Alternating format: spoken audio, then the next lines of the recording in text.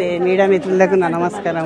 నేను కాన్స్టిట్యున్సీ మహిళా ప్రెసిడెంట్ సనత్ నగర్ కాన్స్టిట్యున్సీకి. మేము డాక్టర్ కోట నీలిమ మేడం ఆదేశాల మేరకు ఇక్కడ క్యాంపెయినింగ్కి వచ్చాము. నవీన్ అన్నను గెలిపించుకోవడానికి. ఖచ్చితంగా 100% గెలుస్తాడు, మాకు నమ్మకం ఉంది. ప్లస్ ఆయన ప్రజల మనిషి, ప్రజలలో తిరిగే మనిషి, ప్రజల గుండెల్లో ఉండే మనిషి. ఇది ఖచ్చితంగా మా గెలుపు. మేడం, ఇప్పుడు మీరు ఇంత గొప్పగా మాట్లాడుతున్నారు నవీన్ గారి కోసం, కానీ అపోజిషన్ వాళ్ళేమో ఒక గ్యాంగ్ లీడర్ అని ఒక ట్యాగ్ లైన్ వేసి విమర్శిస్తున్నారు. దీన్ని ప్రజలు ఎలా చూడొచ్చు అంటారు? వాళ్ళు గ్యాంగ్ లీడర్ కాదా? వాళ్ళ కొడుకులు గ్యాంగ్ లీడర్లు కాదా? వాళ్ళు నేరాలు చేస్తలేరా? వాళ్ళు స్కామ్లు చేయట్లేదా? గ్యాంగ్ లీడర్ అని ఎక్కడ ఎవరికైనా ఏమైనా ట్యాగ్ ఇచ్చుకోవచ్చు. ఇవ్వడానికి ఏమి నోరు కదా. వాళ్ళు 10 ఏళ్ళు మొత్తం స్కామ్లు చేసి అందు చేసిండ్రు. ఇప్పుడు చిన్న పిల్లడు అమాయకుడు, ఆయన మీద అనవసరంగా నిందలు వేస్తున్నారు. ఎలాగో గెలుస్తాడని ఖచ్చితంగా వాళ్ళకి కన్ఫామ్ ఉంది. మా కాంగ్రెస్ పార్టీ చేసే, మా రేవంత్ అన్న చేసే అభివృద్ధి పనులు ప్లస్ పథకాలు ప్రజల్లో వెళ్తున్నాయి. ప్రజలందరూ దాన్ని నిన్ననే మేము ఒక బస్సు యాత్ర చేసాము మహిళా కాంగ్రెస్ తరఫున. అందులో ప్రతి ఒక్కరు మహిళలకు అడిగాము, వాళ్ళు ఆటోలో తిరుగుతున్నారు. కేటీఆర్ మరే మీరు ఏమంటారు, మీకు బస్సు బంద్ చేయాలన్నా అంటే, వద్దమ్మా ఇలాంటి మంచి పథకం ఏ ప్రభుత్వం ఇవ్వలేదు ఇప్పటి వరకు, ఎవరు సీఎం ఇవ్వలేదు. ఇప్పుడు మా రేవంత్ అన్న ఇస్తున్నాడు కాబట్టి మేము చాలా సంతోషంగా ఉంది. దయచేసి మీరు ఈ స్కీమ్ని ఆపకండి, ఇది మహిళలకు చాలా ఉపయోగం అని చెప్పాను. ప్లస్ 500కు గ్యాస్ వస్తుంది, 200 యూనిట్ కరెంట్ బిల్ వస్తుంది. ఇంకేం కావాలండి?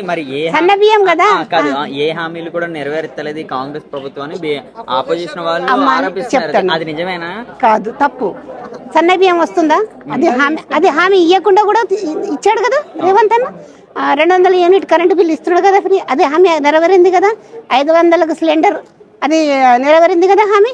ఫ్రీ బస్ నెరవేరింది కదా. రేషన్ కార్డు 10 ఏళ్ళలో ఇచ్చారా? కాంగ్రెస్ గవర్నమెంట్ ఇట్లా ఇచ్చిందే.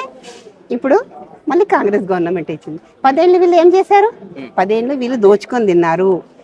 వాళ్ళు ప్రాజెక్టుల పేరు చెప్పి ప్రాజెక్టులు కట్టి 10 రూపాయల ప్రాజెక్ట్ అని రాసి, దానికి నేను ఎగ్జాంపుల్ ఇస్తున్నా మీకు, రూపాయి ఖర్చు పెట్టి 9 రూపాయలు వాళ్ళు తిన్నారు. ఇప్పుడు వాళ్ళే గొడవలు పెట్టి వాళ్ళ ఇంటి ఆడబిడ్డనే వీళ్ళకి రోడ్డు పాలు వేస్తుంది, అన్ని చెప్తుంది. మా అన్న స్కీమ్ తిన్నాడు, మా బావ తిన్నాడు, మా నాయకుడు తిన్నాడు కేసీఆర్ సార్ అనేసి. మరి వీళ్ళేంది ఇప్పుడు మాకు చెప్పడము? వీళ్ళకి మీరు అడగట్లేదా? మీడియా మిత్రులు మీరు అడగాలి కదా వాళ్ళకు కూడా. ఇంకేంటి? ఓకేనా? అన్ని వచ్చాయి కదా. మరి ఒక్క మాటలో రేపు బై ఎలక్షన్స్ లో ఎలా ఉండబోతుంది? ఇప్పుడు రేవంత్ రెడ్డి గారు ఈ రోజు కూడా ఆయన ప్రచారం కూడా ఉన్నది రేవంత్ రెడ్డి గారిది, ఎలా ఉంటుంది అనొచ్చు? చాలా బాగుంటది.